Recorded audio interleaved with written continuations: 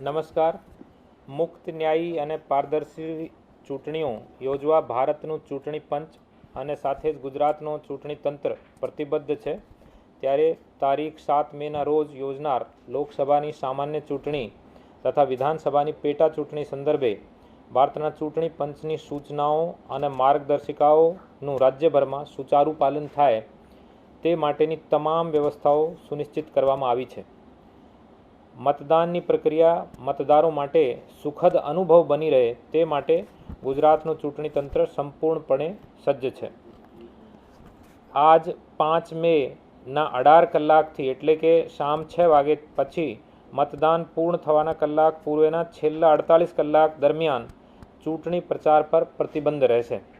લોક પ્રતિનિધિત્વ અધિનિયમની કલમ 126 મુજબ મતદાન પૂર્ણ થવાના સમય પૂર્વેના આ સમયગાળા દરમિયાન ચૂંટણી પ્રચાર પર પ્રતિબંધ છે.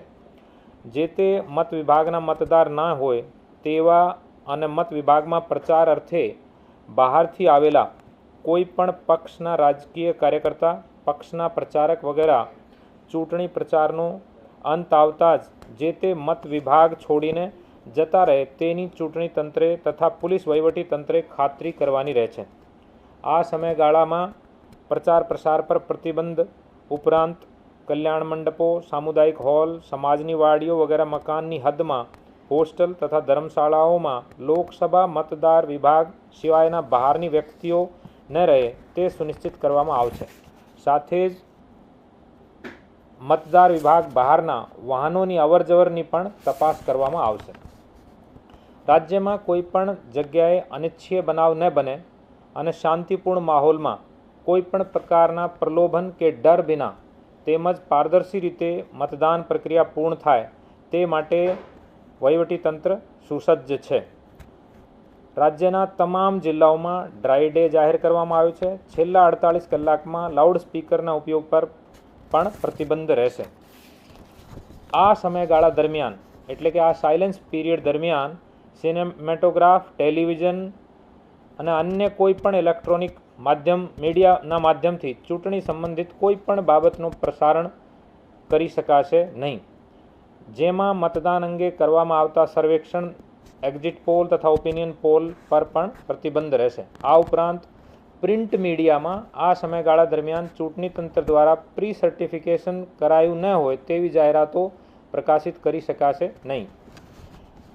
વિવિધ વિભાગો સાથે સંકલનમાં રહી ચૂંટણીના સુગમ સંચાલન માટેની તમામ વ્યવસ્થાઓ પણ સુનિશ્ચિત કરવામાં આવશે. મોબાઈલ ફોન તથા ટેલિફોનિક સેવાઓ ચાલુ રહે તે માટે સર્વિસ પ્રોવાઇડર્સ સાથે, વીજળી પુરવઠો અવિરત ચાલુ રહે તે માટે વીજ કંપનીઓ સાથે, રેલવે, ટપાલ વિભાગ, અગ્નિશામક દળ તથા મતદાન સ્ટાફની તબીબી જરૂરિયાતોને પહોંચી વળવા દવાઓ અને તબીબી ટુકડીઓ માટે આરોગ્ય વિભાગ સાથે સંકલન કરી દેવામાં આવ્યું છે. રાજ્યમાં તમામ મતદાન મથક સ્થળોએ વોટર અવેરનેસ બૂથ ઊભા કરવામાં આવ્યા છે. આ બૂથ ખાતે BLO ઉપસ્થિત રહેશે અને મતદારોને તેમના ચોક્કસ મતદાન મથક નંબર અને ચોક્કસ રૂમ તેમજ મતદાર યાદીમાં તેમનું અનુક્રમ વગેરે માહિતી પૂરી પાડશે, જેથી મતદાનની પ્રક્રિયા સરળ અને ઝડપી બનશે. મતદારોને મતદાન કરવામાં સુલભતા રહે તે માટે તમામ મતદાન મથકો ભોંયતળિયે બનાવવામાં આવ્યા છે. ત્યાં પીવાના પાણી, શૌચાલય, દિવ્યાંગ અને વરિષ્ઠ મતદારો માટે રેમ્પની સુવિધા વગેરે વિભિન્ન સુવિધાઓ ઊભી કરવામાં આવી છે.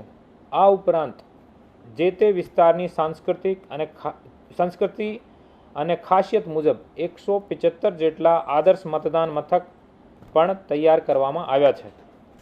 આપ જાણો છો તેમ મતદાનના દિવસે એટલે કે 7 મેના રોજ હીટવેવની સંભાવના પણ છે. મતદાન કરવા આવતા મતદારોને ગરમીના કારણે મુશ્કેલી ન અનુભવાય તે માટે મતદાન કેન્દ્રો પર પૂરતા પ્રમાણમાં છાંયડો રહે તે માટે શેડની વ્યવસ્થા કરવામાં આવી છે. ઉપરાંત મતદાન કેન્દ્રો ખાતે મેડિકલ કિટ ઉપલબ્ધ રહેશે. તાત્કાલિક સારવાર માટે જરૂરી દવાઓ અને ORSની સુવિધા પણ ઉપલબ્ધ કરવામાં આવશે. વધુ ગરમીના કારણે સનસ્ટ્રોકથી અસરગ્રસ્ત વ્યક્તિને તાત્કાલિક સારવાર મળી રહે તે માટે સેક્ટર ઓફિસર સાથે પ્રાથમિક સારવાર માટેની જરૂરી તમામ મેડિકલ સુવિધાઓથી સજ્જ મેડિકલ ટીમ પણ ઉપલબ્ધ રહેશે. હું રાજ્યના સૌ મતદારોને અચૂક મતદાન કરવા અનુરોધ કરું છું. મતદાન કરતાં પહેલાં પોતાનું નામ ને મતદાન મથકની વિગતો આપે ચેક કરી લીધી હશે. મતદાન માટે એપિક કાર્ડ ને ઈ એપિકની પ્રિન્ટ અથવા અન્ય વૈકલ્પિક 12 પૈકી કોઈ પણ પુરાવા સાથે રાખશો. મતદારોને ખાસ જણાવવાનું કે વોટર ઇન્ફોર્મેશન સ્લિપ જે BLO દ્વારા આપને આપવામાં આવી છે તે માત્ર જાણકારી માટે છે, તે મતદાન માટેનો માન્ય પુરાવો નથી. મતદાન મથકે મોબાઈલ લઈ જઈ શકશો નહીં એ બી આપ તમામને જાણ જ છે. મતદાન દિવસે મતદાન માટે સવેતન રજા મળે છે. જો રજા ના મળે તો 1950 ઉપર ફરિયાદ કરી શકાય છે. મતદાનનો સમય સવારે 7 વાગ્યાથી 6 વાગ્યા સુધીનો રહેશે. હું ફરીથી આપ તમામને લોકશાહીના આ પર્વમાં સહભાગી થવા અને અચૂક સહપરિવાર મતદાન કરવા અપીલ કરું છું.